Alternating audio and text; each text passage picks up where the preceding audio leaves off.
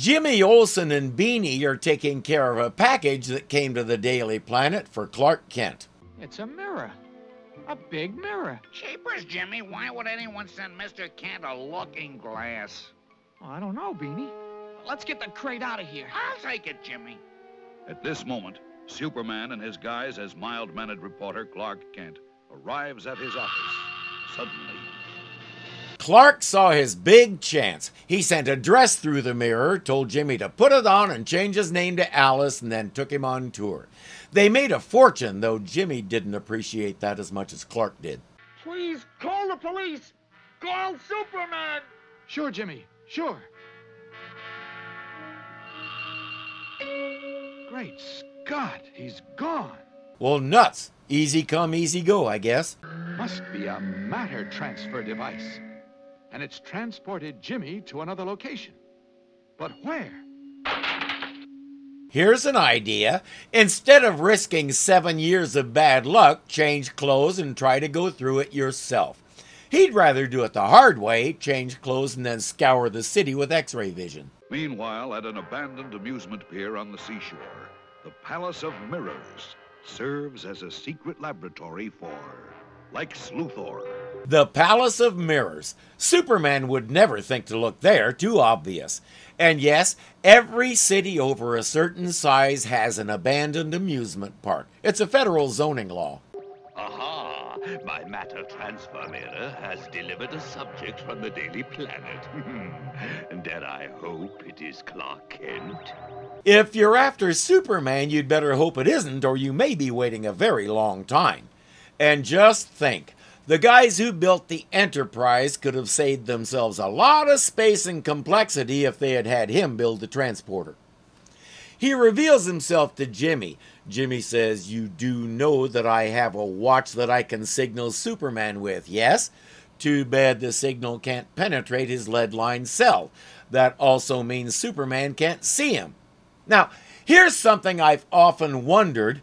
When Superman sees something lead-lined that his vision can't penetrate, why doesn't he ever get suspicious, or at least curious? In a few minutes, my friend, you shall be shark bait, and I shall have revenge on Superman. Yes, he's right. The watch signals can't penetrate lead walls. Oh! He wasn't kidding when he said shark bait. Well done, Luthor. Ernst Stavro Blofeld would be proud. So would Dr. Evil. Frightened, the young reporter is unaware that his watch hand slips for a brief moment through Luthor's peephole, and that once outside the lead walls, his Superman alarm watch transmits its signal to the Man of Steel. He knows Jimmy is down there, but where? Again, I say, if you spot a room that you can't see into, ask why. Luthor, where are you? Where's Jimmy Olsen? Mirror, mirror on the wall, who's the smartest one of all? I am. He really thinks he has Superman stumped with all the mirrors. He doesn't realize that Superman is an alien, therefore he's immune to earthly bad luck forces. He just smashes the place to bits. You will never find your friend or me, so bye-bye, Superman. He forgets that while Jimmy has run out of floor and fallen into the shark tank, he does still have working lungs. That's Jimmy. Superman! You need some fresh air, Jimmy boy. Up and away! He also forgets that lead lining doesn't stop Superman from hearing stuff. Luthor is riding through the Tunnel of Love. I've never been in one of those, but you be the judge. Meanwhile, in the Tunnel of Love, Luthor heads for a special spur of track, which will carry him to a secret hideout.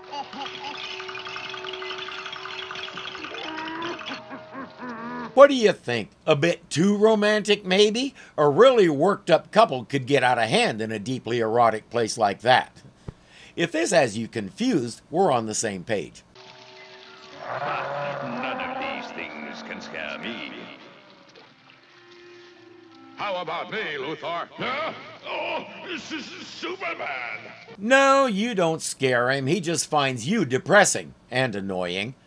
I guess at least in this show, Luthor has more or less given up on trying to destroy Superman, so he'll get his revenge by harming Superman's circle of friends. I've never understood that. It's as effective as being mad at your boss so you'll go yell at his pet goldfish. It does no harm at all to the boss, and the goldfish doesn't understand English, so it doesn't care. Hey friends, if you enjoyed the video, please click the thumbs up button and let me and YouTube know it.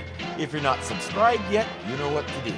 And remember, you can become a patron of this channel for as little as $2 a month. Thank you so much for watching, and I'll see you next time. I have a watch that I can... complexity of that... come on, David. The signal pan... Man, what is wrong with me?